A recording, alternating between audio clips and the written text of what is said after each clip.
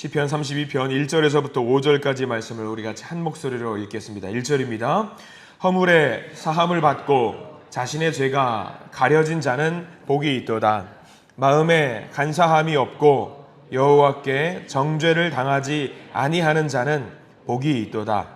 내가 입을 열지 아니할 때에 종일 신음함으로 내 뼈가 쇠하였도다. 주의 손이 주야로 나를 누르시오니 내 진액이 빠져서 여름 가뭄에 마름같이 되었나이다. 셀라. 내가 이르기를 내 허물을 여호와께 자복하리라 하고 주께 내 죄를 아뢰고 내 죄악을 숨기지 아니하였더니 곧 주께서 내 죄악을 사하셨나이다. 셀라. 아멘. 오늘 말씀 가운데 하나님의 크신 은혜가 있기를 간절히 기도하고 소망합니다. 우리 기도하는 마음으로 고백합니다. 하나님의 은혜가 지금 저에게 임하기를 기도합니다. 아멘. 옆 사람 축복하면서 하나님의 은혜가 지금 여러분에게 임하기를 기도합니다. 아멘. 하나님의 복된 은혜가 넘치기를 간절히 기도하고 소망합니다. 복에 대한 이야기를 계속하고 있습니다. 시편 계속해서 복에 대한 이야기. 우리는 이제 복이 어떤 것인지 명확하게 알 것 같습니다. 여호와께 피하는 것이 가장 큰 복이라고 계속해서 다윗은 우리에게 이야기를 하고 있습니다. 어제는 우리가 주님께 피하는데 무엇을 근거로 피하냐? 하나님의 공의를 근거로 해서 피한다라고 말씀을 드렸습니다. 공의는 뭐라고 했냐면요, 말씀하신 것을, 약속하신 것을 반드시 우리를 통해서 이루시는 것이 하나님의 공의라고 말씀을 드렸습니다. 자, 오늘은요, 복에 대한 부연 설명을 조금 더 하고 있는 부분입니다. 복이 어떤 것이냐, 어떻게 하면 우리가 복을 누릴 수 있는지에 대해서 부연 설명을 더 하고 있는 내용이 시편 32편의 말씀이라고 할 수 있을 것 같아요. 먼저 1절에 명확하게 복이 있는 자에 대한 설명이 나와 있지요. 자, 1절 말씀을 같이 한번 읽어보겠습니다. 1절입니다. 허물에 사함을 받고 자신의 죄가 가려진 자는 복이 있도다 라고 나와 있어요. 피하는 자, 그건데 그 사람인데, 허물에 그 피하는 자는 허물에 사함을 받고 자신의 죄가 가려진 자는 복이 있도다. 두 개가 나와요. 첫 번째는 허물의 사함, 그리고 허물이란 말이 나오고요, 죄라는 말이 나오거든요. 이 두 가지가 중요합니다. 성경이 말하고 있는 복은요, 조금 우리가 세상적으로 알고 있는 복과는 조금 다른 개념 같습니다. 세상적으로 보자면은요, 다윗은 복을 누린 사람일까요? 누리지 못한 사람일까요? 다윗은 당연히 세상적으로 보면 왕이에요. 재물이 뭐가 부족하겠어요? 명예가 부족하겠어요? 권세가 부족하겠습니까? 다윗은 이미 모든 것을 누렸기 때문에 세상적으로 말하자면은요, 복은 다 누린 거예요. 우리가 누릴 수 있는 세상적인 복은 다 누릴 수 있었던 그런 다윗인데, 다윗이 늘 하는 말이 뭐냐면 이거 다 복 아닙니다. 이거 아무것도 복이 아닙니다. 그리고 다윗이 이야기하는 건 뭐냐면요, 내가 누리는 재정적인 것들, 명예, 권세, 이게 복이 아니라 진짜 복은 여호와께 나아가는 것이 복입니다 라고 다윗이 이야기를 하고 있거든요. 근데 오늘 다윗이 지적하고 있는 게 하나가 있어요. 많은 그리스도인들이 하나님을 믿는 사람이 그래요, 하나님께 나아가겠습니다 라고 하면서 하나님께 나아가지 못하는 경우가 있다라는 거죠. 그러면 하나님께 나아가지 못하는 것이라고 한다면 엄청나게 큰 벽이라든가 엄청나게 무시무시한 것들이 우리를 나아가지 못하게 막는 것이 아닙니까? 근데 다윗이 그게 아니래요. 별것도 아닌 것들이 우리가 하나님 앞에 나아가지 못하게 막는다라고 하는 것이 두 개가 있어요. 1절에 뭐라고 말씀드렸냐면, 하나는 허물이 하나님 앞에 나아가지 못하게 막는다라고 하고 있고요. 또 하나는요, 죄. 이 허물과 죄가 하나님 앞에 나아가려고 하는데 그 허물과 죄가 우리가 하나님 앞에 나아가지 못하게 막는데요. 그 허물과 죄가 우리한테 말을 하는 거죠. 야, 너 어제도 잘못했잖아. 너 허물이 있잖아. 죄가 있잖아. 야, 네 주제에 무슨 하나님께 나아간다고 그러냐라고 허물과 죄가 우리를 막는다라고 하는 거예요. 아마 우리 이야기지 않을까 싶습니다. 하나님 앞에 기도하고 나가고 싶어요. 교회 나오고 싶고요. 예배드리고 싶은데 허물과 죄가 우리한테 말을 하는 거예요. 야, 너 따위가 무슨 하나님 앞에 예배드린다라고 해. 그러면서 허물과 죄가 우리를 잡는 거죠. 그래서 다윗이 말을 합니다. 정말로 복이 있는 사람은 누구냐? 허물과 죄가 있음에도 불구하고 그것을 뚫고 주님 앞에 나아가는 사람이 복이 있는 사람이라고 다윗은 지금 우리에게 이야기를 하고 있는 겁니다. 허물과 죄로 인해서 허물과 죄가 있으면은요, 많은 사람들이 오해하고 있는 것, 하나님 앞에 나아가지 못한다라고 생각을 합니다. 그런데요, 허물과 죄가 있어가지고 만약에 우리가 하나님 앞에 나아가지 못하면 그 허물과 죄가 없어질까요? 아니요, 없어지지가 않아요. 그게 문제인 거예요. 없어지지 않고요, 오히려 더 커집니다. 그 허물과 죄가 우리에게 왕노릇 하려고 해요. 우리를 지배하려고 해요. 가장 중요한 것은요, 허물과 죄가 있음에도 불구하고 그 허물과 죄를 가지고 하나님 앞에 나아가야 됩니다. 그때부터 우리가 용서함을 받고요, 그 허물이 사라지고요, 죄가 씻음을 받고요, 하나님이 우리의 왕이 되어 주실 수 있는 거예요. 그러니까 우리가 결단을 내려야 되는 겁니다. 하나님께 나아가지 않고 허물과 죄로 인해서 나는 안 된다, 나는 될 수 없다, 허물과 죄의 종으로 살 것인지, 아니면 모든 것을 다 가지고 짊어지고 하나님 앞에 나아가서 다 내려놓고 하나님, 제가 허물이 있습니다, 죄가 있습니다, 용서해 주십시오라고 결단하며 나아가야 된다. 이게 다윗이 우리에게 이야기를 하고 있는 겁니다. 허물의 문제라든가 죄의 문제를 하나씩 생각을 해보면은요, 우리가 해결할 수 있는 것이 하나도 없어요. 하나도. 아무리 작은 허물이라고 할지라도 이거를 자꾸 우리 가운데 덮어두려고 하면은요, 감추려고 하면은요, 이게 감춰지지가 않습니다. 안 감춰져요. 쉬운 예로 한번 알려드릴까요? 우리 자녀들에게, 자녀 손들에게 가장 부모님들이 싫어하는 행동이 있다라고 한다면 여러분들 뭐가 있어요? 자녀들에게 이거 하지 말아라 하고 있는 것 중에 1번이 뭐냐면 거짓말 하지 말아라. 그 이야기들 많이 교육을 하실 겁니다. 왜 거짓말을 하지 말라고 이야기를 하냐면 아마 이런 걸 거예요. 한번 거짓말을 하기 시작하면 그거를 덮기 위해서 뭘 합니까? 더 큰 거짓말을 하고 더 큰 거짓말을 해서 나중에는요, 이게 감당할 수 없는 지경에까지 이르는 거짓말을 하게 되는 거잖아요. 근데 초기에 이 거짓말을 했고 부모님이 이 자녀가 거짓말했다는 것을 알아요. 초창기에, 이게 초기에 이거를 이실직고 하고 벌 받을지라도 혼날지라도 한번 털고 나면 어떻습니까? 더 이상 거짓말을 안 하게 되잖아요. 마찬가지예요. 하나님 앞에 이 작은 허물과 죄를 갖고 나아가서 이거를 털어버려야 되는데 이거를 털지 못하고 계속 가슴에 담아두고 있고, 나는 이쯤이면 괜찮아, 이 정도 죄면은 괜찮다, 나 하나님 앞에 나아갈 수 있다라고 스스로 당당하게 마음을 먹으면은요, 나중에는 이 허물과 죄가 자기를 덮어버려요. 다윗이 이야기하는 거예요.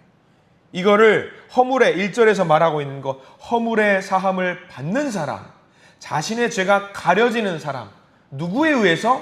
하나님에서 의해서 가려지는 사람은 복이 있는 사람이다라고 지금 이야기를 하고 있는 거죠.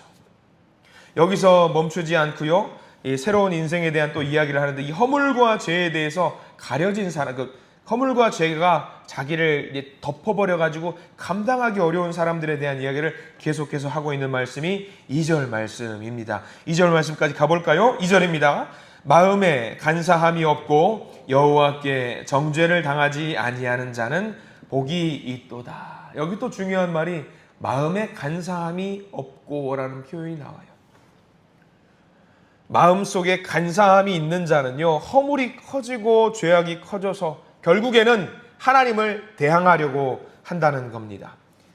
결국에는요, 정말 돌이킬 수 없는 상태로 빠지게 되는 거죠. 죄와 허물로 인해서 우리는 하나님 앞으로 나아가지 못한다고 생각을 합니다. 처음에는 그래요. 근데 성경이 말하고 있는 것은 죄와 허물의 문제가 아니라 우리 마음속에 간사함이 있다는 것이 더 큰 문제라고 지금 이야기를 하고 있어요. 간사함이 우리의 죄와 허물이 정말 별거 아닌 거라고 스스로 여기게 만듭니다. 별것도 아닌데 그게 뭐가 죄가 되겠어? 그거 죄도 아니야. 간사한 마음이 그렇게 만든다는 거죠. 별것도 아닌데 무슨 허물이 되겠어?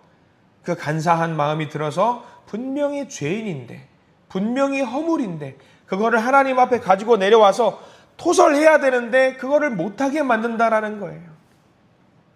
그래서 우리가 오해하고 있는 것, 진짜 복이 있는 사람은 어떤 사람인가? 하는 일마다 잘 되는 사람이 아니라, 항상 건강한, 영적으로 건강한 사람이 아니라 내 죄가 크고 무겁다라는 것을 아는 사람이 복이 있는 거예요. 죄가 있는 거 알아요. 근데 이 죄가 하나님만이 이 죄를 용서할 수 있다는 것을 알고 가지고 나아가는 사람이 복이 있는 사람이라는 거죠. 그래서 우리가 하나님 앞에 나와서 뭘 해야지 복이 있는 사람이 되는가? 정말 우리의 연약함과 우리의 나약함을 인정하고 허물과 죄를 있는 그대로 하나님 앞에 갖고 나와서 고백할 때 하나님은 우리를 그 허물과 죄에서 해방을 시켜주신다라는 이야기입니다. 자, 그 허물과 죄가 나를 지배할 때 어떻게 되는지도 나와 있어요. 3절 말씀 같이 한번 읽어볼까요? 3절입니다. 내가 입을 열지 아니할 때에 종일 신음함으로 내 뼈가 쇠하였도다. 자, 3절 말씀에는요, 내가 입을 열지 않아요. 왜? 내 마음에 간사함이 있거든요. 죄가 있는데 내 마음에 간사함이 있어가지고 죄가 아니라고 스스로 막 속삭이는 거죠. 야, 그게 무슨 죄야? 그게 무슨 허물이야? 대충 살아. 적당히 살아. 그렇게 입을 열어서 회개하지 않아요. 그러면 그 마음속에 하루 종일 뭐가 있다라는 거예요. 3절 말씀에는 하루 종일 신음한다라는 거예요. 아파서. 속으로는. 그 허물이 죄가 너무 아픈데 말로 꺼내지 못하니까 너무 속이 아파요. 다윗은요, 평생을 두고 죄가 얼마나 큰 위력이 있는지 깨달았던 사람 아닙니까? 다윗이 무너졌던 이유가 죄 때문이잖아요. 죄 때문에. 죄의 문제를 반드시 해결하고 갔어야 되는데 그거를 해결하지 못해가지고 자녀들에게까지 그 죄의 문제가 옮겨갔던 거 아니겠습니까? 그런데 감사한 것은요, 하나님께서 그런 허물과 죄에 지배당하고 있는 우리를 가만두지 않으셔요. 죄를 가만두지 않으시는 분이 하나님이신데 4절 말씀, 그 죄를, 허물을 우리를 지배하고 있는 허물과 죄의 문제를 어떻게 하시는지 4절 말씀에 나와 있습니다. 4절 같이 한번 읽겠습니다. 주의 손이 주야로 나를 누르시오니 내 진액이 빠져서 여름 가뭄에 마름같이 되었나이다. 셀라. 내 죄로 인해서 고민할 때, 아플 때 주님은 그냥 보고 계시는 것이 아니라 우리를 지그시 누르고 계셔요. 누르고 계셔요. 야, 너 그러면 안 돼. 너 그렇게 죄악과 어울리면 안 돼. 너 죄를, 허물을 이겨내야 돼. 그렇게 우리에게 도전을 주시고 자극을 주십니다. 그러면 우리는 견디지 못해요. 다윗이 더 이상 견디지 못하고 결정합니다. 5절 말씀은요, 전체를 다 밑줄을 그어두시기 바랍니다. 또 하나의 복, 우리가 누려야 되는 복에 대한 이야기를 5절 말씀 하고 있습니다. 5절 말씀 같이 읽어볼까요? 내가 이르기를 내 허물을 여호와께 자복하리라 하고 주께 내 죄를 아뢰고 내 죄악을 숨기지 아니하였더니 곧 주께서 내 죄악을 사하셨나이다. 셀라. 거기 중요한 표현 5절, 곧 주께서 내 죄악을 사하셨나이다. 곧 즉시 내가 내 죄악을 하나님께 토설하고 내 허물을 토설할 때 가만히 두지 않으시고 하나님은 어떻게 하신다? 곧 바로 우리의 죄악을 사하신다라는 이야기입니다. 우리가 살면서 이게 가장 큰 복이 아닐까 싶습니다. 허물과 죄로 끙끙하고 있어요. 너무 아파하고 있어요. 어디다 하소연할 데도 없어요. 근데 이것을 주님 앞에 갖고 나올 때 너 죄 있다라고 우리에게 벌을 주신다라는 것이 아니라 즉시 뭐 하신다고요? 사하신다라는 이야기. 다윗이 경험한 거죠. 은혜를 경험한 거죠. 다윗은 이야기하고 있어요. 최고의 복은 뭐냐면 우리는 세상적으로 잘 나가고 깨끗하고 정말 정결한 사람이 복받은 사람이라고 이야기를 합니다. 근데 그게 아니라는 거예요. 회개할 것이 없는 깨끗한 상태가 복이 아니라 사실 그런 사람이 있기는 합니까? 깨끗한 사람이 세상에 어디 있습니까? 모두가 다 죄인인 거 다 알잖아요. 죄가 없다고 하는 것이 복이 아니라 다윗이 말하고 있는 복은 뭐냐면요, 그 죄를 주님 앞에 가지고 나와서 회개하고 자복하는 사람, 그래서 용서받는 사람이 복받은 사람이라고 하는 겁니다. 그래야지만이 하나님께 피할 수 있고요, 하나님과 바른 관계를 유지할 수 있다라고 하는 거죠. 자꾸만 우리에게 서로가 야, 이 정도는 괜찮아, 그렇게 말하는 게 아니라 야, 이 정도도 안 돼, 큰일 나, 하나님 앞에 다 토설해야 돼, 이렇게 하면서 자복하고 용서를 구하는 사람이 진짜로 복이 있는 사람이라는 거죠.